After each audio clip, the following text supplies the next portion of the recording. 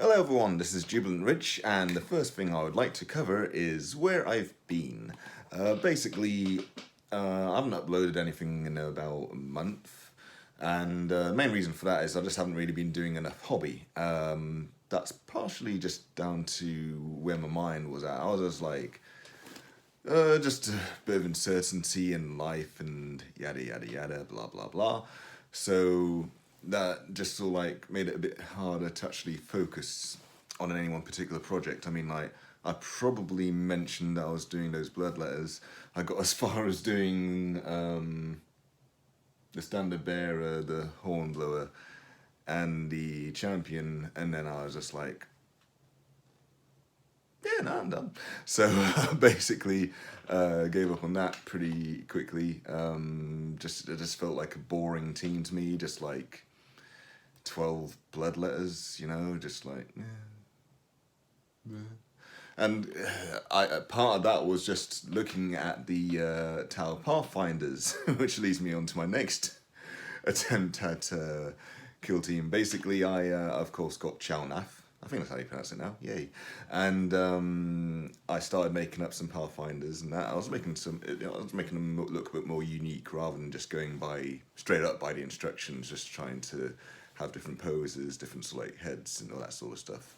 I was especially proud of like how I was going with my the blooded Pathfinder, because I was going to use the tactical rock set of legs and one of the really cool like headgear Pathfinder heads from the Chalnath box set, and of course the silenced pulse carbine.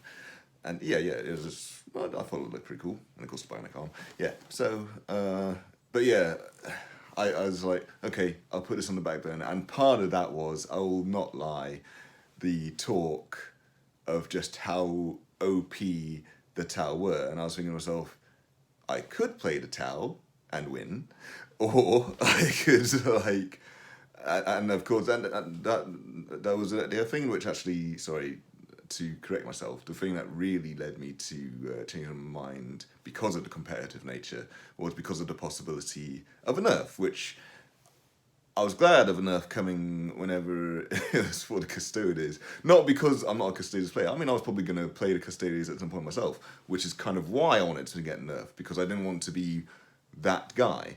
The thing is, with the Tau, I felt like people were going to be considering me that guy, like, before I'd even started making the team, if that makes sense. And I know I shouldn't really base my decisions upon what other people may think, but I just thought, if it's gonna get nerfed, I'm probably not even gonna get this freaking team played on the table for more than a couple of games before getting nerfed.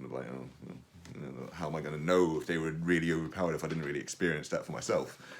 But yeah, they all say it all boils down to things such as the Grenadier, which, I mean, I can't believe that one single model could possibly be the most broken thing about a kill team, because it's got loads of different grenades and it can use them twice, yay. When there's 4 turns, great. But yeah, it's like the thing is that model isn't invincible. There's no, from what I'm looking at, real durability built into it. So if it's a problem, kill it. Basically, I mean, I don't know how a whole team could be broken based upon one model. Anyway, maybe, like I say, I'm not experiencing this myself, so, and if I don't fucking build cool teams, I'm never going to be experiencing anything, am I? But yeah, basically that's that. Yeah, so the bottom line here, hobby, if I'm not focusing on a project, I'm not got enough stuff really to make content about. That's basically the core premise there. I did the last video which I did. It was podcast and that. Nose is dripping. That's not great.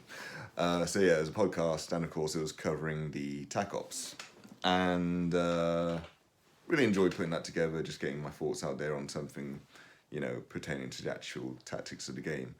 And I don't know why, I just like I say, with the lack of hobby and just where my mind was at, I just couldn't really focus on anything after that. I like thinking I could just make a little BS video just talking about whatever for a few minutes, but I just like thought, what's there to talk about, you know? But yeah, the future of the channel now is more videos. There will be more regular content because I've actually found my focus. Gene Stealer cults. Now, as anyone might know, it was put in the latest Right Dwarf that we are getting Gene Stealer cult Kill Team rules in January's White Dwarf. This does excite me, but it also partially worries me in that, well, I don't really know how to feel about it, if that makes sense, because basically you've got other people speculating that it might be basically, you might be able to use some of the blister pack characters of Gene Stealer cults as different specialists within a kill team, which would be pretty awesome, especially with the Kellamorph. I love that model. I've actually got one. Haven't assembled it, of course, but at least I got it. I would like to actually get a hold of a Biophagus, I guess, which of course would be a medic sort of specialist in the kill team, I imagine, and also sort of like buffing models with weird serums and stuff like that. And the Primus as like a leader, and of course the Magus is like a psychic option. The option would be pretty cool, you know. But I always feel like there was a slight pipe dreams, which is a bit of a shame. So if all we end up getting is the compendium team, but of course the ability to just like mix whatever sort of operatives into one team, you know, that would be, I mean, that'd be fine to me, because rather than it just being like your choice of two fire teams, you could have like, say, one of each heavy rock weapon in there, or at least two of them, couple of metamorph gunners with flamers or what have you, and just like some general metamorphs just to do the heavy lifting and close combat. And of course your neophyte gunner specialists, which would be quite cool. But I think that for that, of course, they'd have to make them a little bit more different from the compendium than simply just mixing units. So they'd have to, of course, have a basically like a inbuilt special rule, much like how you've got with the other bespoke kill teams. In this case, it could either be Cult Ambush as something which is built into the faction, although simply just being able to change your order start, no, that's actually pretty powerful as an inbuilt thing, you know, so that's kind of cool. And considering the fact that it can only be used once in its current form as a tactical ploy or whatever, yeah, as a ploy, basically it's just kind of like, you have to use it, but you only use it once. It's like, well, you might as well just make it just like I say, just the general inbuilt rule. With the 9th edition Codex, which is upcoming, they're making crossfire more of a thing with the faction, which is kind of cool. I like that. It's basically just marker lights, kind of like mini marker lights for Gene Stealer cults, which is like, yeah, cool, yeah. Of course, it relies on the positioning. Oh yeah, actually, I should have actually mentioned, I don't generally play 40k, but now that we're getting a Gene Stealer cult codex, I am likely gonna, you know, build a 40k army. I'll probably just like collect a little patrol to start with and just see how it goes. And I've got like all the kits and that, just like sitting there, just like unbuilt, so it wouldn't be hard for me to build like a force. It's just you know, I want to get a hold of Codex, have a look at it, and then build something from there, because that was what was holding me back from actually putting together the stuff. I was like, well, all I've got is the 8th edition Codex, which is a bit meh, to try and use in 9th. So I'm really glad we're actually getting a 9th edition codex at some point next year. What's the notes? Yes, I can actually remember what the hell I'm meant to be talking about. Yeah. So the actual content which I alluded to earlier will of course be focusing a lot on the Gene Stealer cults to start with. Both Kill Team and 40k.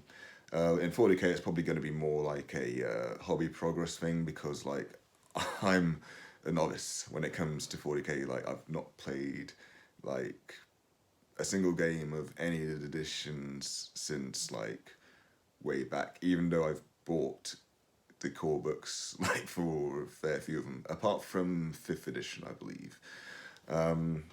Yeah, so with the Kill Team stuff, it's going to of course be covering the upcoming Kill Team rules. And of course I'll be talking about my own Kill Team as I build it. I've been building some stuff for Kill Team because I ended up getting a hold of the Shadow Throne box set. I really liked the 2 head options you had for the Reductor Saboteur. At first I was going to use one of those just in Kill Team, but then I thought, screw it, I'll make my Reductus look a bit more unique for whenever I use them in 40k, so I'm just using one of the head options from the Neophyte kit. And I'll use the 2 Reductus heads in Kill Team. I've used the like heavily scarred one on a Flamer operative, and the standard goggles one. I'm debating using on either a Neophyte leader body or some other more specialized Neophyte. I think I'll probably just hold back with that one until we actually see the Kill Team rules for them, and then see what sort of like operatives, especially special ones, which you can take, and then I'll sort of use that spare Reductus head on something a bit more specialized, because I like them to stand out, so there's that. Yes, so Gene Stealer content, and of course there will be some battle reports, but that is going to be for a thing which I've not really talked about on my channel. I've talked about it on Twitter a bit, but I've got a Patreon. And for that's where I actually want to put any battle report content, because I think that would probably take a bit more work, and probably getting different sort of equipment, and not to mention maybe some like actual hobby materials to actually make the battle reports actually look good, rather than me just moving a bunch of grey plastic around on either grey plastic or little flat pre-printed boards sort of thing. So yeah, but yeah, any help towards that would be greatly appreciated. But it is like I say, mostly for the bat rep side of things. I doubt I'll do any like specialized podcasts on there, because at the moment I'm a very small channel myself, and if I was to say do like interviews or something, that would be something which I'd like to do on a Patreon, but I'm not like going to be doing it right now. I do kind of want to talk to 1 or 2 YouTubers at some point, just to put on the channel. Like, I don't want to name any names, but yeah, there's a couple of guys I'd like to talk to, but I think it's just more that I'm scared, and also I want to actually have a bit more to talk to them about, basically. So that's why I've got to get my own butt into gear, as it were. So yes, that's something which I do want to do on the channel, and maybe if that is something that is a bit more successful, maybe that might move more into the Patreon side of things, but we shall see. I'm going to explain my appearance right now. It's basically freaking cold in the craft room here, and I'm just like, whatever, people could just see me dressed like the Sith Lord or whatever, just to stem off the cold. But yeah, moving on from that.